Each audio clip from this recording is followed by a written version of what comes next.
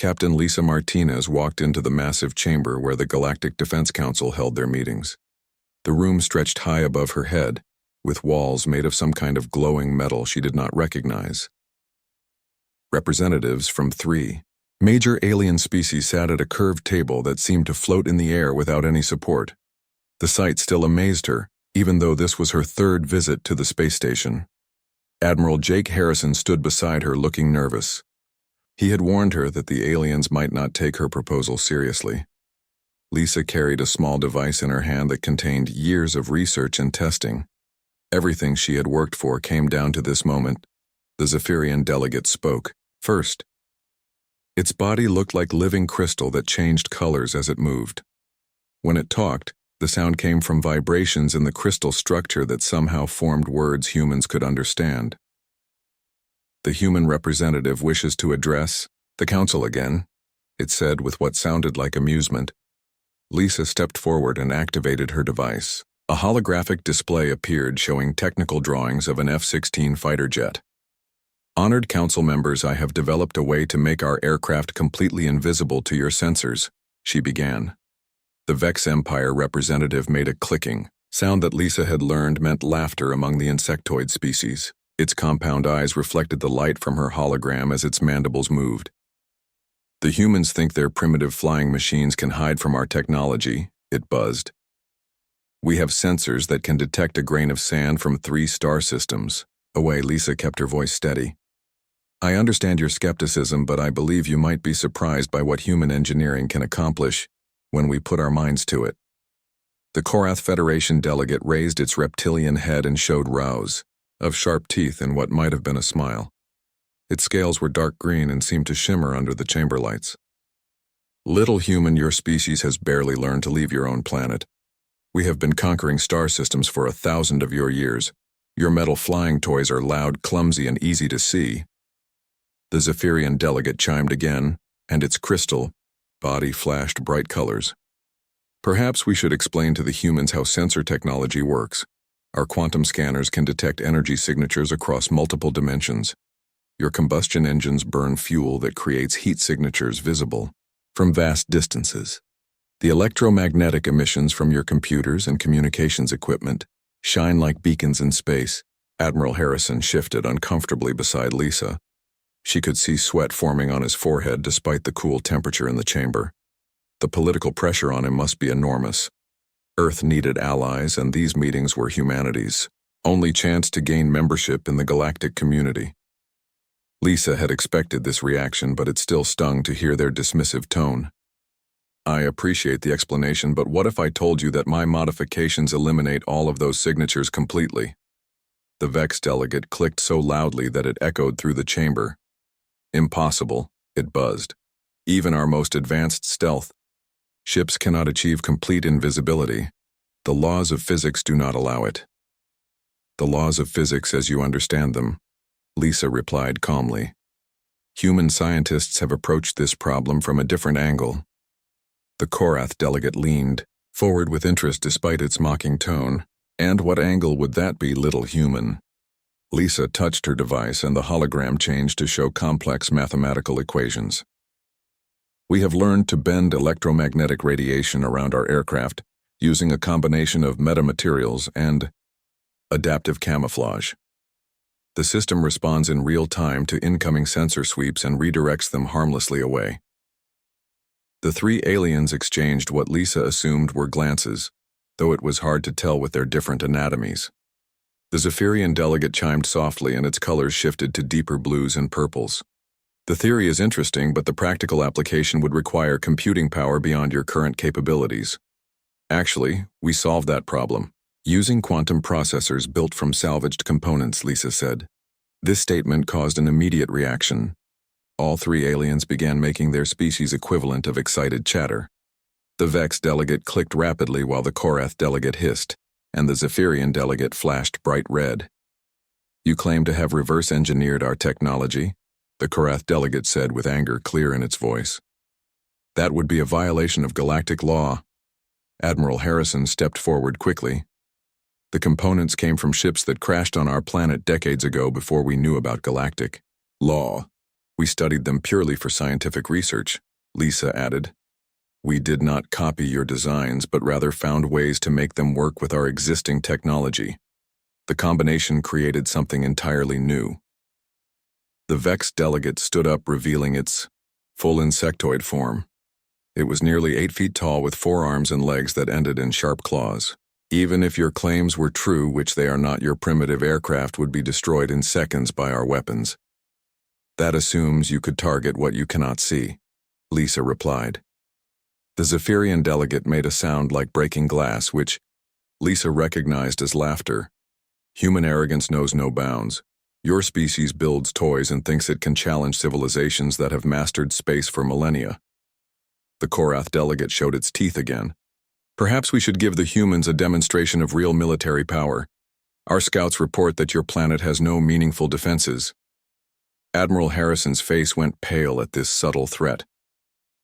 Lisa felt her heart rate increase but kept her expression neutral. She had known this might happen. The aliens saw humanity as weak and primitive. They thought Earth would be easy to conquer if they decided humans were more trouble than they were worth. I understand your skepticism, Lisa said.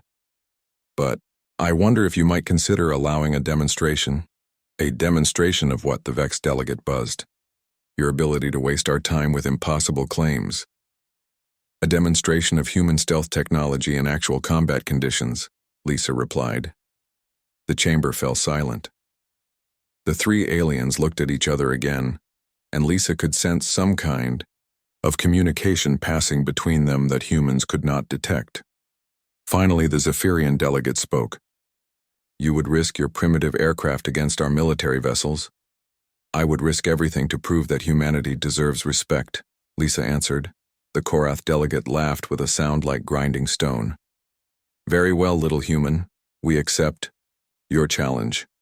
But when your flying toys are destroyed in the first moments of combat, remember that you brought this upon yourselves.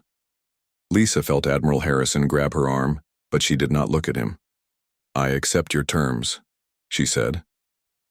The meeting ended with the aliens still making sounds of amusement as they filed out of the chamber. Admiral Harrison waited until they were alone before turning to face Lisa. Do you realize what you just did? Oh, asked quietly. You may have just started a war we cannot win. Lisa Martinez stood in her underground laboratory 3 miles beneath the Nevada desert. The facility had been built during the Cold War and forgotten by most government agencies. She had discovered it 5 years ago while researching locations for her secret project. The concrete walls were thick enough to block any scanning attempts, and the isolation gave her the privacy she needed. Dr. Ben Carter looked up from his workstation where he was analyzing alien metal fragments. Lisa, you have been working on this project for 3 years. Maybe it is time to accept that the galaxy thinks we are not ready for this kind of technology. Lisa walked over to a workbench covered with pieces of what had once been an F-16 fighter jet. She had been slowly modifying the aircraft piece by piece, testing each component until she understood exactly how it worked. Ben, they dismissed us because they think human engineering is primitive. They do not understand that sometimes being primitive means approaching problems differently. Ben set down his tools and rubbed his tired eyes. The aliens have technology that is thousands of years ahead of ours. Their sensors can detect things we cannot even imagine. How can you possibly make something invisible to equipment that advanced? Lisa picked up a small metal plate that looked like ordinary aluminum. Watch this, she said, and pressed a button on a nearby control panel. The metal plate seemed to vanish completely. Ben reached out and his hand touched solid metal where his eyes saw nothing. How is that possible, Ben? Asked in amazement. I took the quantum processors from the crashed Zephyrian ship and connected them to metamaterial arrays built with human manufacturing techniques, Lisa explained. The alien processors are incredibly fast, but their programming is rigid. Human computers are slower but more adaptable. When you combine them, the result is a system that can respond to sensor sweeps in ways the aliens never programmed their equipment to handle. Ben walked around the invisible metal plate trying to understand what he was seeing. This is incredible, but can you scale it up to cover an entire aircraft? I have been working on that problem for months, Lisa said, and pressed another button. The metal plate reappeared. The power requirements are enormous, but I think I have found a solution. She led Ben to another part of the laboratory where a modified jet engine sat on a test stand. I redesigned the engine to run on a hybrid fuel that produces almost no heat signature. The exhaust is filtered through a system that breaks down the chemical traces aliens use to track our aircraft. Ben looked impressed despite his skepticism. What about electromagnetic emissions from the aircraft systems? Lisa smiled and showed him a series of cables and circuit boards. Every electronic system on the aircraft has been shielded and rerouted. Instead of radiating energy into space, the emissions are captured and converted into power for the stealth system. The aircraft actually becomes more invisible the more systems are running. Lisa, this is brilliant work, but you heard what happened at the council meeting. Admiral Harrison sent word that the aliens are not interested in human technology. They think we are too primitive to contribute anything useful? Lisa felt frustration building inside her. She had spent years developing this technology, and the aliens would not even consider testing it.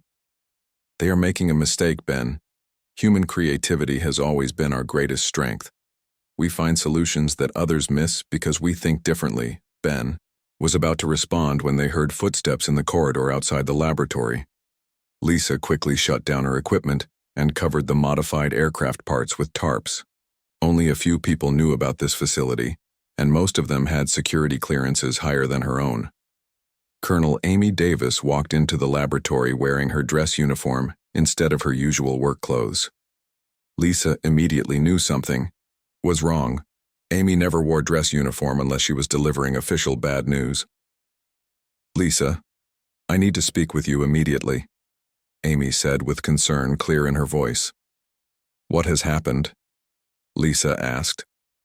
Amy looked around the laboratory, taking in the equipment and workbenches. I have just received word from Earth Command. The Korath Empire has issued an ultimatum to humanity. We have 72 hours to surrender unconditionally, or they will begin military action against Earth.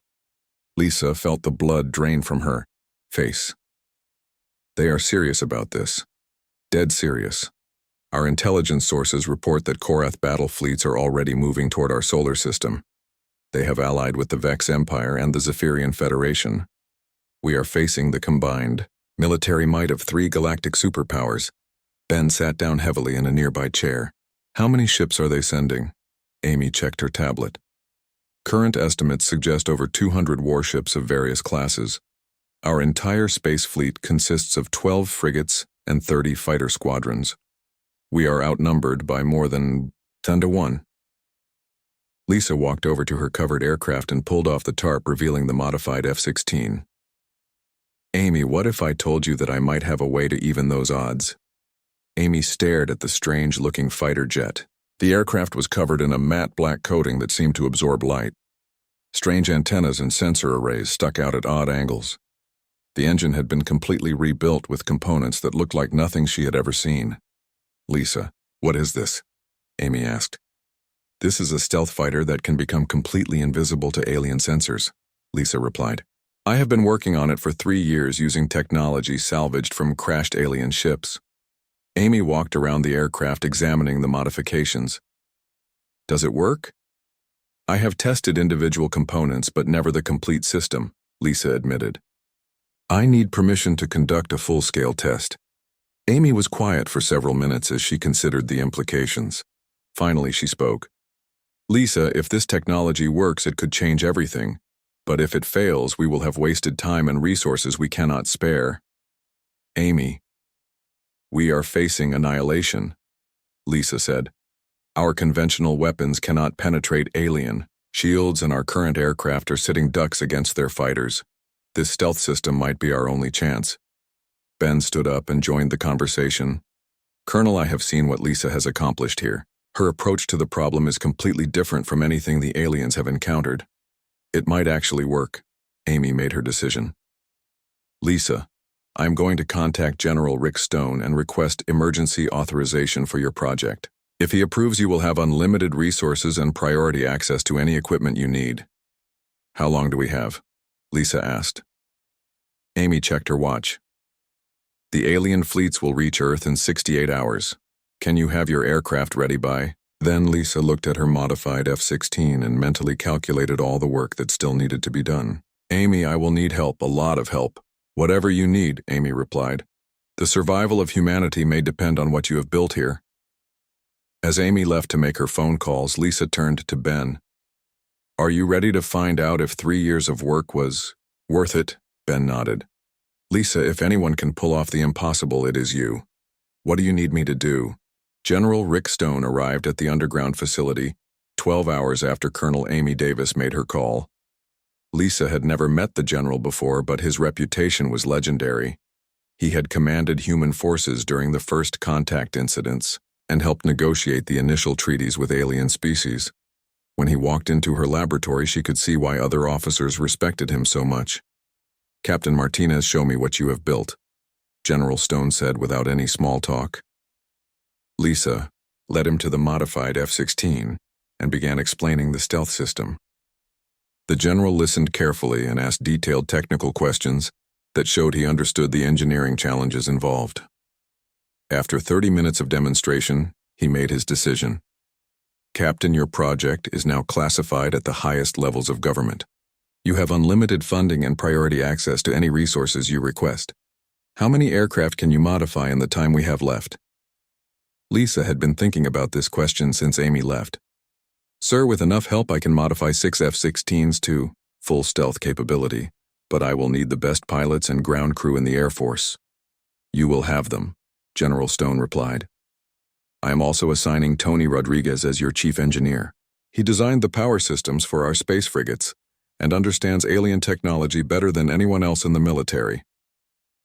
Tony Rodriguez turned out to be a short, energetic man who could work for 18 hours straight without showing fatigue. He arrived with a team of 20 engineers and immediately began studying Lisa's modifications. Within 6 hours, he had identified several improvements that would make the stealth system more reliable. Lisa, your basic design is solid, but you are trying to do too much with a single processor array, Tony said while examining her control systems. If we distribute the load across multiple quantum cores, the system will respond faster to sensor sweeps. Lisa watched as Tony's team disassembled her carefully built prototype. Part of her was nervous about letting other people modify her work, but she knew they needed all the help they could get.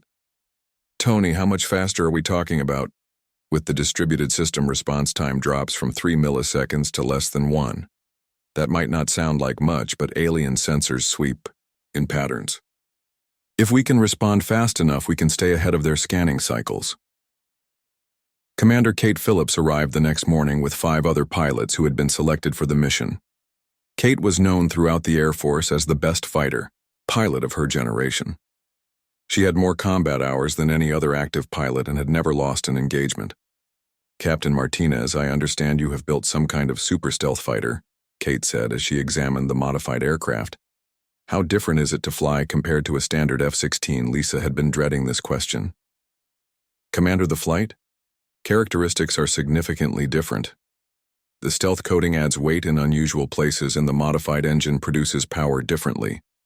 The avionics have been completely rebuilt and the weapon systems are experimental. Kate walked around the aircraft, running her hands along the strange coating. How much flight time do we have for training? The aircraft will be ready for testing in 36 hours, Lisa replied. After that, we have maybe 12 hours before the alien fleets arrive. Kate nodded grimly. Then we better learn fast. Can you give me and my pilots a technical briefing on what this thing can actually do? Lisa spent the next 4 hours explaining every detail of the stealth system to the pilots. She showed them how the adaptive camouflage worked and how the quantum processors analyzed incoming sensor sweeps. The weapon systems had been modified to fire projectiles that were also invisible to alien sensors. The missiles use the same stealth technology as the aircraft, Lisa explained. They are slower than conventional weapons, but they cannot be detected or intercepted. You will have to get much closer to your targets than you are used to. Pilot. Jake Miller raised his hand. Captain, how close are we talking about? Effective range is approximately 2 miles, Lisa said. Standard air-to-air missiles can engage targets at 30 miles or more. The pilots exchanged worried glances. Getting within 2 miles of an alien fighter would normally be suicide. Their weapons had much longer range and their targeting systems were incredibly accurate. Kate spoke for the group. "Captain, we trust your technology, but this is going to require completely different tactics. We cannot fight like conventional fighters." "You are right," Lisa agreed. "This will be stealth warfare. You hit targets that cannot see you coming and disappear before they can respond. The goal is not to dogfight, but to eliminate enemies who do not know you exist." Tony Rodriguez joined the briefing with updates on the aircraft modifications. "We have finished installing the distributed processor arrays in 3 aircraft. The other 3 will be ready by tomorrow evening. Ground testing shows that sensor invisibility is holding steady across all electromagnetic spectrums." General Stone had been receiving regular updates on alien fleet movements. "Captain, the latest intelligence reports show that the enemy will arrive in 48 hours. They are not trying to hide their approach. Long-range sensors detect over 250 warships, including battle cruisers and fighter carriers." Lisa felt the weight of responsibility settling on her shoulders. The survival of humanity might depend on whether her untested technology could work in actual combat. "Sir, what are our conventional forces planning to do?" "Earth's space fleet will engage the aliens at the edge of the solar system," General Stone replied. "They know it is a suicide mission, but they might buy us a few hours. Your stealth fighters will be humanity's secret weapon." Dr. Ben Carter had been working around the clock to prepare backup components for the stealth systems. "Lisa, I have built spare processor arrays and power converters for each aircraft. If something breaks during combat, the pilots might be able to make field repairs." Lisa appreciated Ben's thoroughness, but she wondered if spare parts would matter if the technology failed completely. "Ben, what is your honest assessment of our chances?" Ben was quiet for a moment before answering. "Lisa, the physics are sound and the engineering is brilliant. But we are asking this system to do something that 3 advanced alien civilizations think is impossible. Either we are about to achieve the greatest breakthrough in military history, or we are about to learn why everyone else thinks this cannot work." Commander Kate Phillips overheard the conversation. "Captain Martinez, with respect, I do not care about the odds. You have given us a chance to fight back when we had none before. My pilots and I will make this work." Lisa looked around the laboratory at all the people working to prepare for humanity's last stand. Engineers were installing stealth systems while pilots studied combat manuals and weapons specialists loaded experimental missiles. Everyone knew the stakes, but no one was giving up. "Kate, there is one more thing you should know," Lisa said. "Once you activate the stealth system, you will be completely on your own. The aliens will not be able to see you, but neither will our ground controllers. You will be fighting blind in enemy territory with no backup and no support." Kate smiled grimly. "Captain, that sounds like exactly the kind of mission my pilots live for." The alien armada dropped out of faster-than-light travel at the edge of Earth's solar system, exactly when intelligence reports had predicted. Admiral Jake Harrison watched the display screens in Earth Defense Command as more than 250 ships appeared on long-range sensors. The alien fleet was spread across a front that stretched for millions of miles. "My God," whispered Lieutenant Sam Johnson from his position at the sensor station. "I have never seen so many ships." In one place, Admiral Harrison studied the tactical display showing ship classifications and estimated capabilities. The alien fleet included 12 massive dreadnoughts that were each larger than Earth's entire space fleet. Dozens of cruisers and destroyers formed escort formations around carrier ships that contained hundreds of fighter craft. "Admiral, we are receiving a transmission from the alien fleet," Communications Officer Linda Walsh reported. "Put it on the main screen," Admiral Harrison ordered. The image that appeared showed 3 alien commanders standing together on what appeared to be the bridge of a Korath battleship. General Vextar of the Korath Empire spoke first. His reptilian features were even more intimidating than Harrison remembered from their previous meetings. "Humans of Earth, you have wasted the time we generously provided for your surrender. Your pathetic fleet approaches our position, but you must know that resistance is futile. We offer you one final chance to submit peacefully." Commander Zix of the Vex Empire stepped forward with his insectoid body clicking ominously. Our sensors detect 12 of your primitive warships and approximately 150 fighter aircraft. This barely qualifies as a police force, much less a military capable of opposing 3 galactic powers. The Zephyrian delegate chimed with crystal harmonics that somehow conveyed mockery. Perhaps the humans think their Captain Martinez has provided them with invisible aircraft that we cannot detect. We have recalibrated our sensors specifically to counter any stealth technology your species might possess. Admiral Harrison activated the communication system. This is Admiral Harrison representing Earth Defense Command. We reject your ultimatum and will defend our planet with everything we have. General Vextar showed his sharp teeth in what might have been a smile. Very well, Admiral Harrison. You have chosen the hard path. We will destroy your fleet and then take your planet by force. Do not blame us for the suffering that follows. The transmission ended and Admiral Harrison turned to his command staff. Status report on our forces. Sir, our frigates are taking position at coordinates Delta 7, reported Lieutenant Johnson. Captain Roberts reports all ships are ready for combat but requests permission to engage at maximum range. Admiral Harrison knew that engaging at long range would give them a few extra minutes of life, but would not change the outcome. Human weapons could not penetrate alien shields and their own defensive systems were decades behind galactic standards. Granted, he said. Order all ships to open fire as soon as targets enter range. The battle began badly for Earth forces. Human missiles exploded harmlessly against alien energy shields while return fire tore through human ships like they were made of paper. 3 frigates were destroyed in the first exchange, and the remaining ships were taking heavy damage. Admiral, we are losing ships faster than projected, Lieutenant Johnson reported with barely controlled panic in his voice. At this rate, our entire fleet will be gone in 20 minutes. Admiral Harrison had been dreading this moment, but he knew it was time to play humanity's last card. Lieutenant, get me a secure channel to Captain Martinez. Connection established. Sir, Communications Officer Walsh reported. Lisa Martinez appeared on the screen from the pilot ready room at Area 51. Behind her, Admiral Harrison could see 6 pilots in flight suits preparing for launch. Admiral, I can see the battle from here. It is time. Captain, your stealth fighters are officially authorized for combat deployment. Admiral Harrison said. Rules of engagement are weapons free against all alien targets. Understood, sir, Lisa replied. We launch in 5 minutes. Admiral Harrison ended the transmission and returned his attention to the tactical display. Earth's remaining frigates were fighting desperately, but alien ships continued to advance toward the inner solar system. In a few hours, enemy forces would reach Earth itself. At Area 51, Lisa Martinez walked toward her modified F-16 with her flight helmet under her arm. The aircraft looked nothing like the sleek fighter she had started with 3 years ago. Black coating covered every surface and strange antenna arrays stuck out at odd angles. The engine had been completely rebuilt and experimental weapons pods hung beneath the wings. Commander Kate Phillips approached with her flight suit sealed and ready.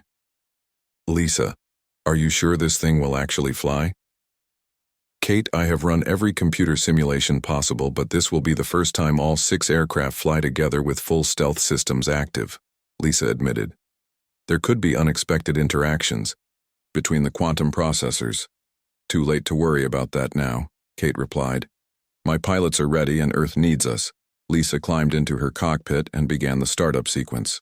The modified avionics displayed information she had never seen before. Stealth system status indicators showed green across all parameters. The quantum processors were running at optimal efficiency and the adaptive camouflage was already adjusting to background radiation. Stealth 1, this is Control Tower, you are cleared for takeoff, came the voice of ground control. Lisa advanced the throttles and felt her aircraft roll forward. The modified engine sounded different from a standard F-16, but power output was actually higher than the original design. As she lifted off the runway, she could see the other 5 stealth fighters forming up behind her. All aircraft, this is Stealth 1, Lisa transmitted on the secure channel. Activate full stealth systems and maintain radio silence from this point. Forward. Lisa pressed the button that engaged the complete stealth package. Every system on her aircraft changed as the quantum processors took control. Her radar signature vanished completely, and electromagnetic emissions dropped to virtually zero. The adaptive camouflage began shifting colors to match the sky around her. On the tactical display at Earth Defense Command, Lieutenant Johnson was tracking the 6 stealth fighters as they climbed toward space. "Admiral, I am losing contact with Captain Martinez and her flight. Their transponders just went dark." "That means the stealth system is working," Admiral Harrison replied. "From this point on, we will not be able to track or communicate with them." The 6 invisible fighters climbed through Earth's atmosphere and entered the vacuum of space. Lisa could see the alien fleet ahead of them spread across the darkness like a field of deadly stars. Each ship was larger than anything humanity had ever built, and their weapons were already destroying what remained of Earth's conventional forces. Lisa switched her targeting system to passive mode and began identifying priority targets. The alien formation was loose and confident with minimal defensive coordination. They clearly did not expect any serious resistance from human forces. "This is it?" Lisa whispered to herself as she selected her first target. A Korath destroyer was hanging at the edge of the formation, apparently serving as a communications relay for the fleet command structure. Lisa armed her experimental missiles and locked onto the alien ship.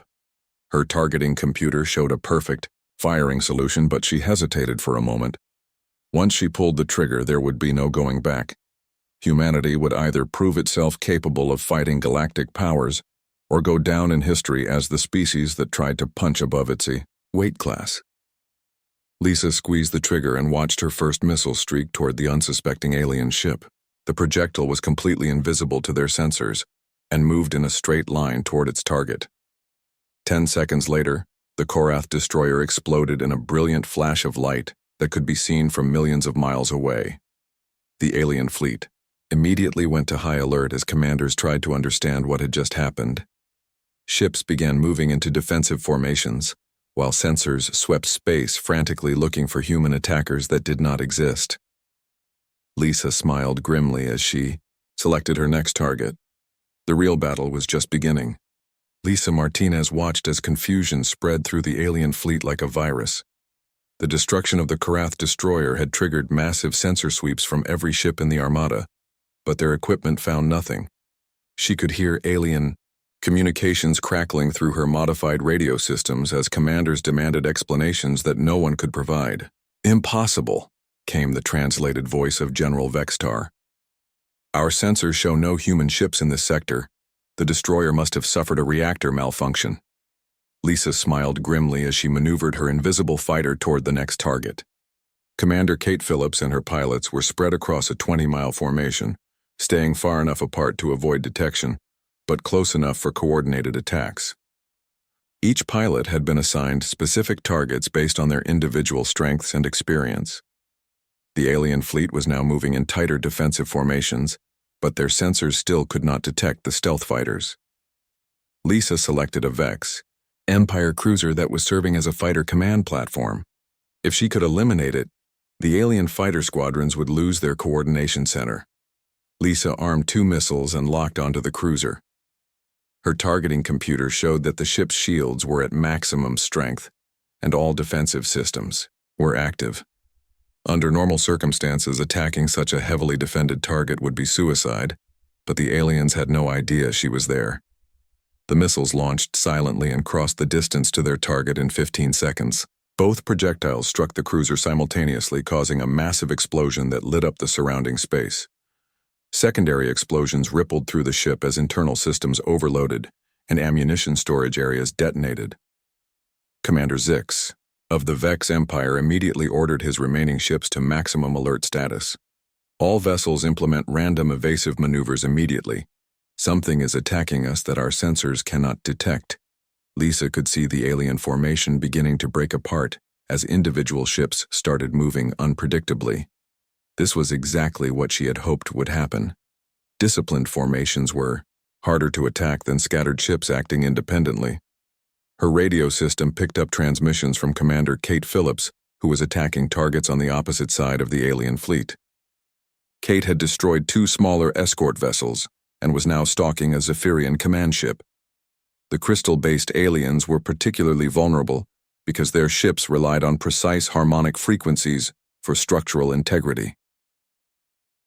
Lisa turned, her attention to a group of Korath fighters that had launched from a nearby carrier. The small craft were sweeping space with active sensors trying to locate the invisible attackers. She counted 24 fighters in tight formation, moving directly toward her position. Instead of running away, Lisa flew straight toward the alien fighters. Her stealth system was designed to work best when enemy sensors were actively scanning. The quantum processors could analyze incoming radar pulses and bend them around her aircraft, making her completely invisible, even at close range. Lisa passed within a few hundred yards of the lead alien fighter. The pilot had no idea she was there, even though she was close enough to see details of his cockpit through her targeting scope. She selected the fighter at the rear of the formation and fired a single missile. The alien fighter exploded without warning, causing the rest of the squadron to scatter in panic. Their formation broke apart as pilots tried to find an enemy they could not see. Lisa calmly selected another target and fired again. The second fighter died just as suddenly as the first. "Unknown attackers, identify yourselves," came a transmission from the alien squadron leader. "We demand that you face us in honorable combat." Lisa ignored the transmission and continued her attack. She was not interested in honor or fair fights. This was about survival, and humanity could not afford to follow alien rules of warfare. She fired her third missile and watched another fighter disappear in a ball of flame. The remaining alien fighters began firing randomly into space, hoping to hit something by chance. Energy beams and projectile weapons lit up the darkness, but none came close to Lisa's invisible aircraft. She methodically eliminated 2 more fighters before the survivors finally retreated back to their carrier. Lieutenant Sam Johnson at Earth Defense Command was trying to track the battle through long-range sensors, but could only see alien ships exploding without any visible cause. "Admiral, our passive sensors show that at least 8 alien vessels have been destroyed in the last 10 minutes. I cannot detect what is attacking them." Admiral Jake Harrison felt a glimmer of hope for the first time since the aliens had arrived. "Lieutenant, can you identify which ships are being targeted?" "Yes, sir. The attacks seem to focus on command vessels and communication arrays. Whoever is doing this knows exactly which targets will cause maximum disruption." Admiral Harrison realized that Lisa Martinez was not just attacking randomly. She was systematically dismantling the alien command structure and destroying their ability to coordinate as a unified fleet. It was brilliant tactical thinking. On the other side of the battlefield, Commander Kate Phillips had eliminated 3 more alien ships, including a major communications relay. Her stealth system was working perfectly, and she had not been detected despite flying through the middle of enemy formations.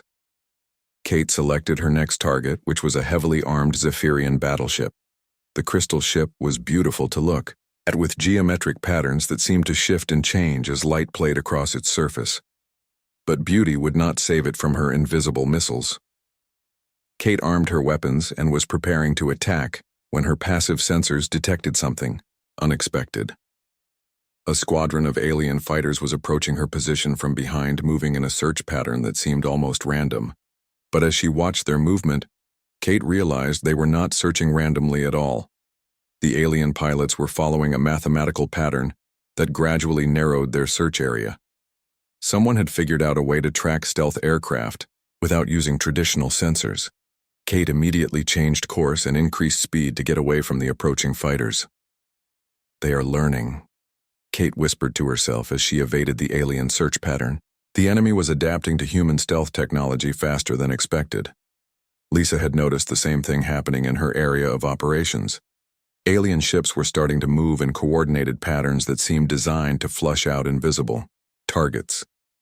Their sensors still could not detect her aircraft directly, but they were using mathematics and probability to narrow down possible locations. Lisa realized that the aliens' greatest strength was also their weakness.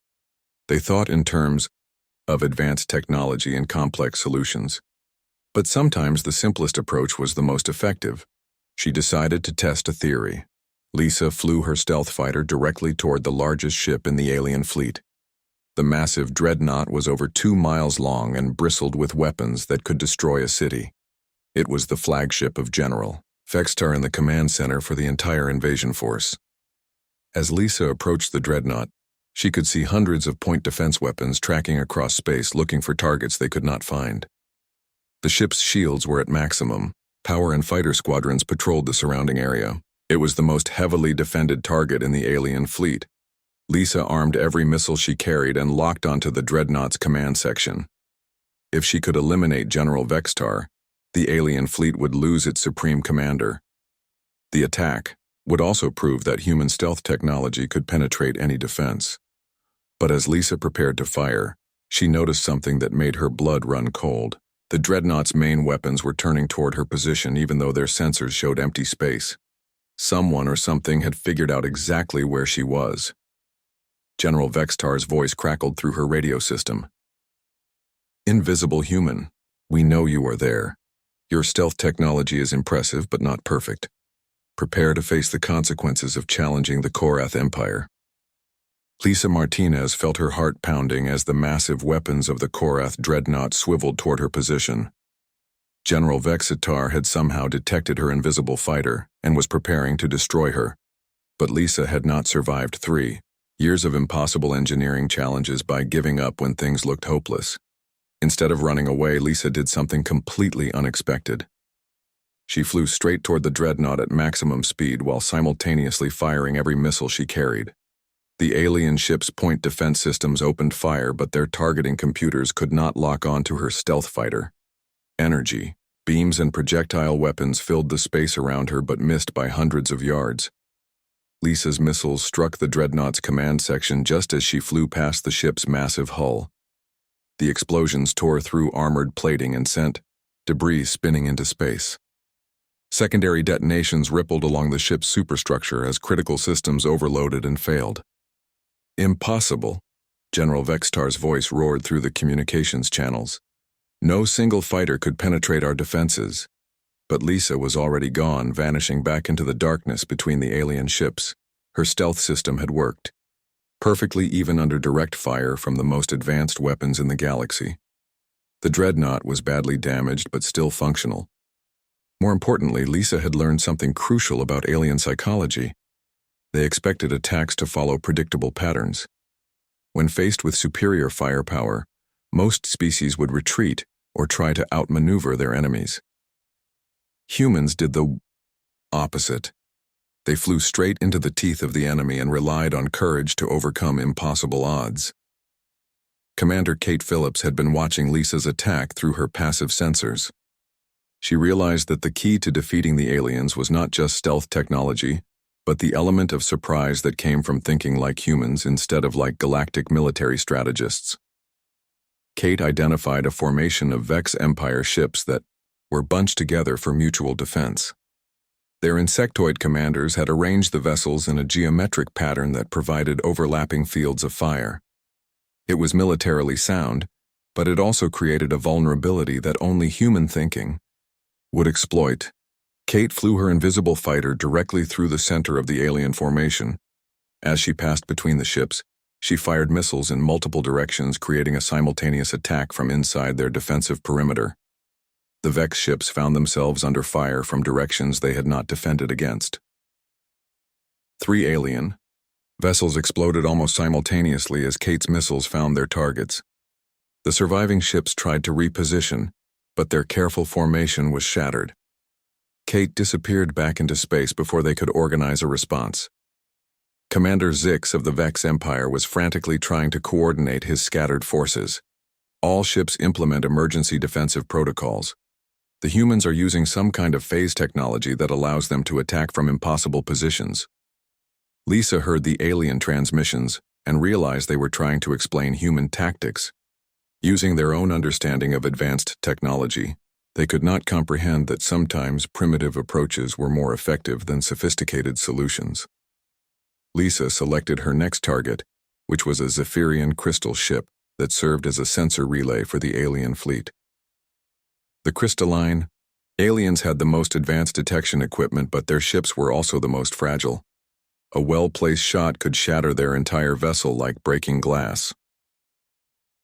As Lisa approached the crystal ship, she noticed something interesting. The Zephyrian sensors were sweeping space in complex mathematical patterns, but they were missing obvious blind spots. Their technology was so advanced that they had forgotten to account for simple three-dimensional geometry. Lisa flew her fighter through one of these blind spots and positioned herself directly above the crystal ship. From this angle, she could see the internal structure of the vessel through its translucent hull. The central core contained the quantum processing arrays that controlled their sensor network. Lisa fired a single missile that penetrated the crystal hull and detonated inside the ship's core. The explosion set up a harmonic resonance that shattered the entire vessel into millions of glittering fragments. The destruction of the sensor relay left a huge gap in the alien detection grid. Sensor contact lost with Crystal Song reported, a Zephyrian operator. We are now blind in sectors 7 through 12. Lisa immediately took advantage of the sensor gap to attack targets that were no longer protected by the detection grid. She eliminated 2 escort vessels and damaged a carrier ship before the aliens could reposition their remaining sensors to cover the blind spot. The alien fleet was beginning to show signs of serious disruption. Individual ships were breaking formation and operating independently as commanders lost confidence in their ability to coordinate effectively. This was exactly what Lisa had hoped to achieve. Commander Kate Phillips and her pilots were having similar success on their side of the battlefield. They had destroyed over a dozen alien ships and created chaos throughout the enemy formation. The aliens were starting to fire on each other as jumpy gunners shot at sensor ghosts and false contacts. But Lisa knew that their success would not last forever. The aliens were learning and adapting to human tactics. She could see enemy ships implementing new defensive measures and sensor sweeps that were becoming more effective at detecting anomalies. Lisa decided to attempt her most ambitious attack yet. At the center of the alien fleet was a massive carrier ship that contained hundreds of fighter craft. If she could destroy it, the aliens would lose most of their small ship capability. But the carrier was surrounded by escort vessels and protected by overlapping defensive fields. Lisa studied the enemy formation, looking for weaknesses she could exploit. The escort ships were positioned to defend against attacks from outside the formation, but they had left gaps in their coverage closer to the carrier itself. If she could get inside their defensive perimeter, she might be able to attack the carrier directly. Lisa flew her invisible fighter on a complex approach pattern that took her through the gaps in the alien defense grid. She passed within a few hundred yards of several escort ships, but their sensors could not detect her presence. The carrier grew larger and larger until it filled her entire field of view. The massive ship was over a mile long with launch bays that could accommodate dozens of fighters simultaneously. Lisa could see alien pilots preparing their craft for deployment, completely unaware that death was approaching from an invisible enemy. Lisa armed her remaining missiles and targeted the carrier's main reactor core. The explosion would be massive, enough to destroy not only the carrier but several escort ships as well. It would be a devastating blow to alien morale and military capability. But as Lisa prepared to fire, she detected movement on her passive sensors. A squadron of alien fighters was approaching her position using a search pattern she had never seen before. They were not looking for her directly, but were instead following the gravitational disturbances created by her fighter's mass. Lisa realized that the aliens had finally figured out how to track stealth aircraft without using traditional sensors. They were detecting the subtle effects her fighter had on the space around it. The technology gap was not as wide as she had hoped. The alien fighters were closing in rapidly, and Lisa had to make a choice. She could abort her attack and escape, or she could complete her mission knowing that she might not survive. She thought about Earth and the billions of people depending on her success.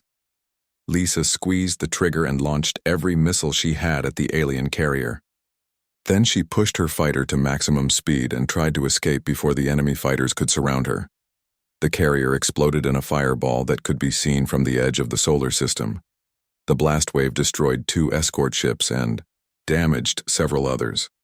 But Lisa's fighter was caught in the explosion, and her stealth systems began to fail as damaged components overloaded. For the first time since the battle began, Lisa Martinez became visible to alien sensors. Every enemy ship in the area immediately targeted her damaged fighter. She was finally exposed and surrounded by hundreds of hostile aliens who wanted revenge for the destruction she had caused.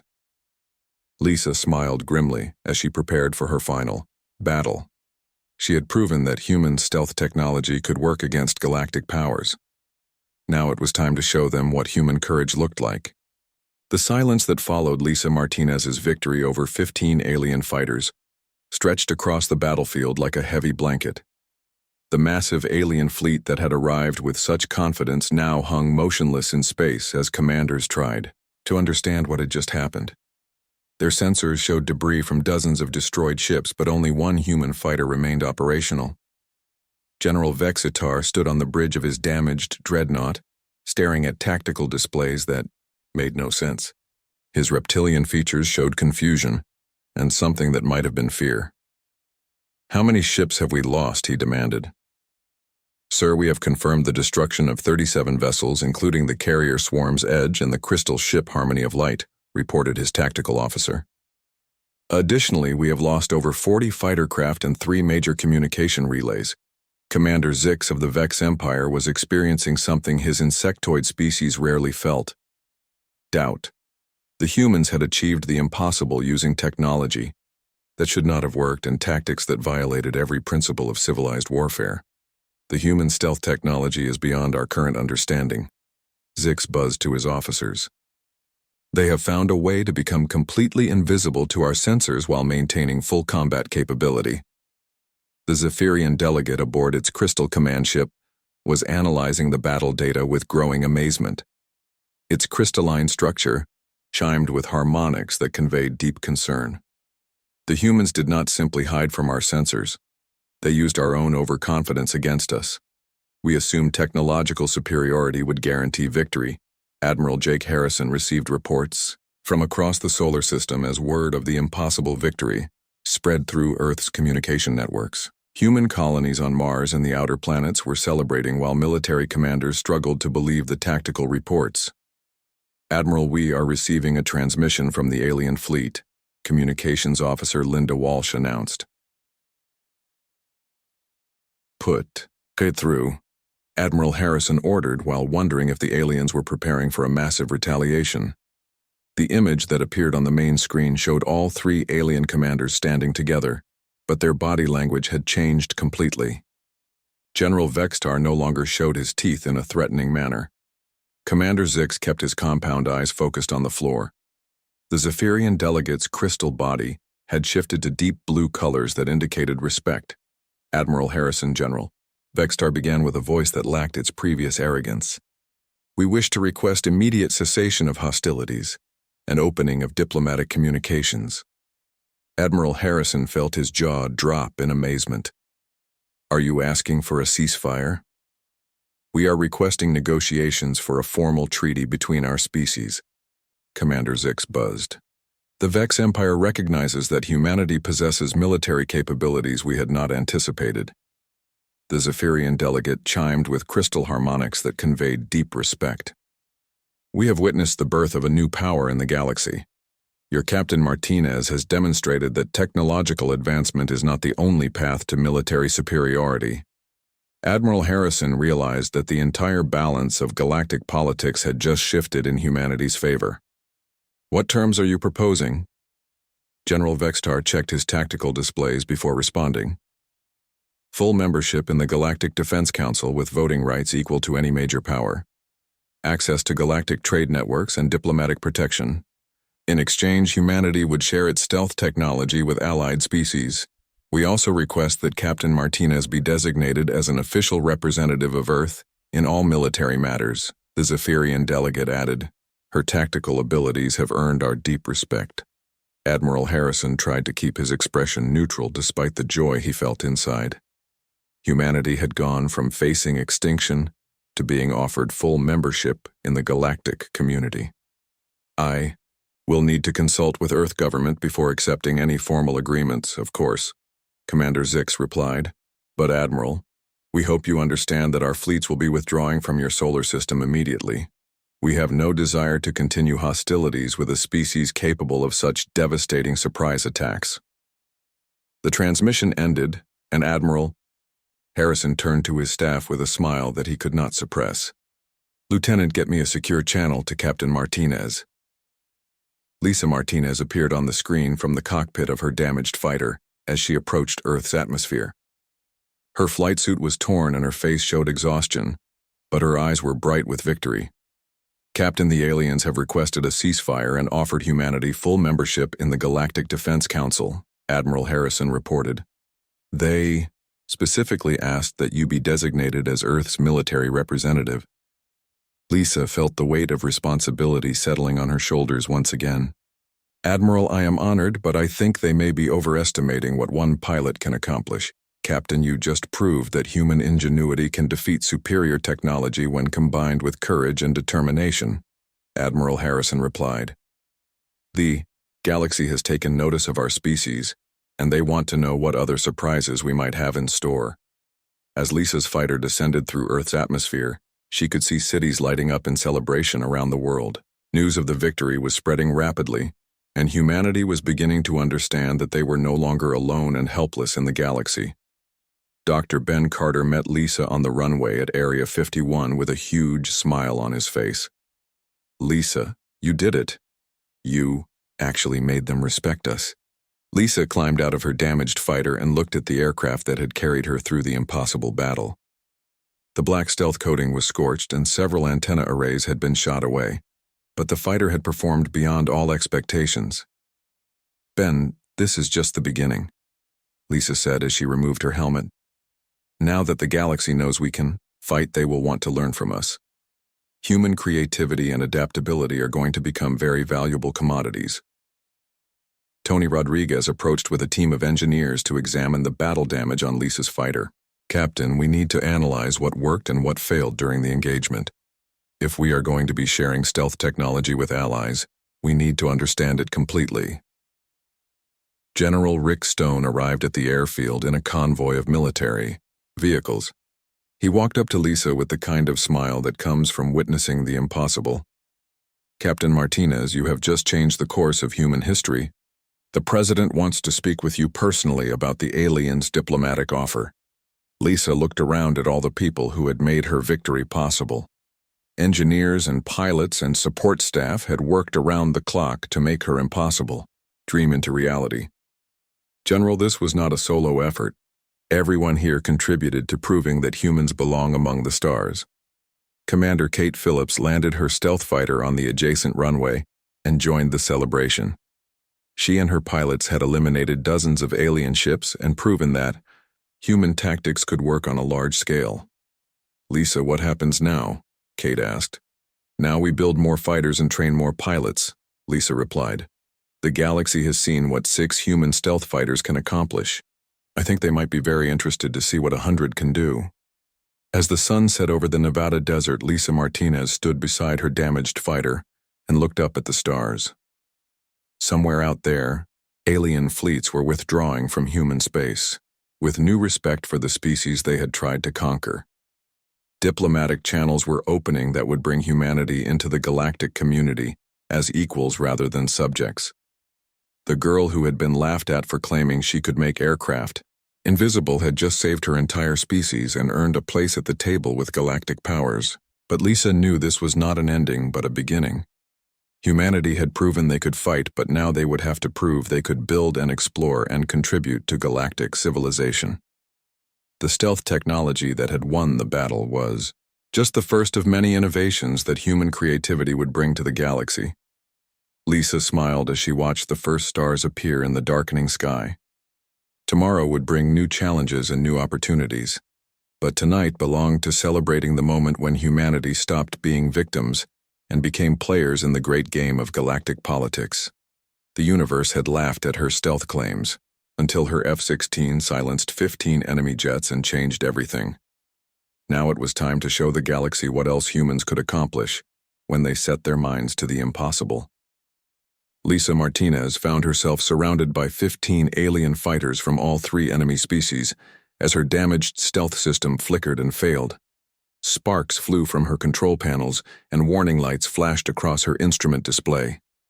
The carrier explosion that destroyed the carrier had damaged critical components, but her fighter was still operational, Human pilot, you are surrounded and outgunned, came a transmission from the lead Korath fighter. Surrender now and we will grant you an honorable death. Lisa checked her weapon systems and found that she had 2 missiles remaining and her cannon was fully loaded. Against 15 enemy fighters, those weapons would normally be useless, but Lisa was not planning to fight a normal engagement. This is Captain Lisa Martinez of Earth Defense Forces. She transmitted back. I do not surrender. To alien invaders. The enemy fighters began to close in, expecting an easy kill. They had superior numbers and their ships were faster and more heavily armed than her damaged F-16. But they were making the same mistake that had cost them dozens of ships already. They were underestimating human creativity and determination. Lisa waited until the alien fighters were almost within weapons range, then suddenly dove toward the nearby debris field from the destroyed carrier. Massive chunks of alien metal and crystal spun through space, creating a dangerous obstacle course that would challenge even the most skilled pilots. The Korath fighters followed her into the debris field, but their larger ships had trouble maneuvering between the twisted wreckage. Lisa's smaller fighter slipped through gaps that the aliens could not navigate, forcing them to spread out and lose their formation advantage. Lisa used the largest piece of debris as cover while she planned her next move. Her damaged stealth system was working intermittently, giving her brief moments of invisibility before failing again. She would have to time her attacks perfectly to take advantage of those moments.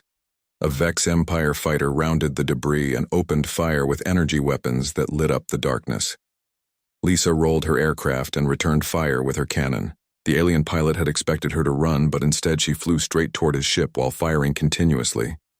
The Vex fighter exploded as Lisa's armor-piercing rounds tore through its hull. She immediately changed direction and disappeared behind another piece of wreckage before the other alien fighters could target her position. She destroyed Drone 7, buzzed the Vex squadron leader. How is that possible with such primitive weapons? Lisa's cannon rounds were not primitive despite their simple appearance. Tony Rodriguez had modified them using salvaged alien materials that could penetrate energy shields. The aliens had never encountered projectile weapons that could defeat their defensive systems. 2 Zephyrian crystal fighters approached Lisa's hiding place from different angles. Their ships were beautiful but fragile, and they relied on energy shields for protection. Lisa armed one of her remaining missiles and waited for the perfect moment. When the crystal fighters were aligned with each other, Lisa fired her missile at the lead ship. The projectile passed through the first fighter's shields and detonated inside the crystal hull. The explosion created a harmonic resonance that shattered both ships simultaneously.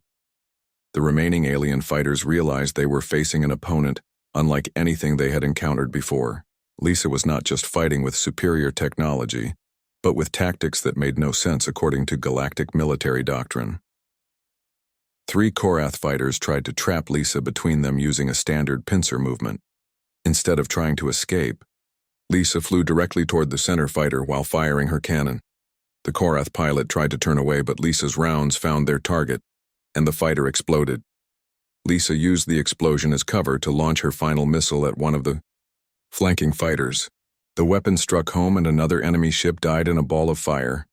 She then rolled inverted and dove away from the remaining Korath fighter. The alien pilot followed her down, expecting to finish off the damaged human fighter. But Lisa had led him into a trap. She flew straight toward a large piece of crystal debris from the Zephyrian ships and pulled up at the last second. The Korath pilot could not match her maneuver and crashed into the debris at high speed. 8 enemy fighters remained and Lisa was out of missiles. She would have to rely on her cannon and whatever tricks she could devise using the debris field. The odds were still heavily against her, but she had already proven that numbers alone would not guarantee victory. A formation of 4 Vex fighters approached from her left while 2 Zephyrian ships came from the right. The remaining Korath fighters positioned themselves to block her escape routes. It was a well-coordinated attack that should have been impossible to survive. Lisa did something that violated every rule of space combat. Instead of trying to evade, she flew directly toward the center of the enemy formation while spinning her fighter like a corkscrew. This made her almost impossible to target while allowing her to fire in all directions. Her cannon rounds swept through the alien formation like a deadly storm. 2 Vex fighters took hits and began to lose altitude. A Zephyrian ship's shields collapsed under the concentrated fire, and the crystal hull cracked along stress lines. The damaged Zephyrian fighter tried to ram Lisa's aircraft in a desperate suicide attack. Lisa waited until the last possible moment, then rolled her fighter sideways. The crystal ship missed her by inches and crashed into one of the wounded Vex fighters. Both ships exploded in a brilliant flash. 4 enemy fighters remained, but they were now spread out and disorganized. Lisa had broken their formation and forced them to fight as individuals instead of as a coordinated unit. This played to her strengths as a pilot who relied on improvisation and quick thinking. The lead Korath fighter made the mistake of flying too close to a piece of spinning debris.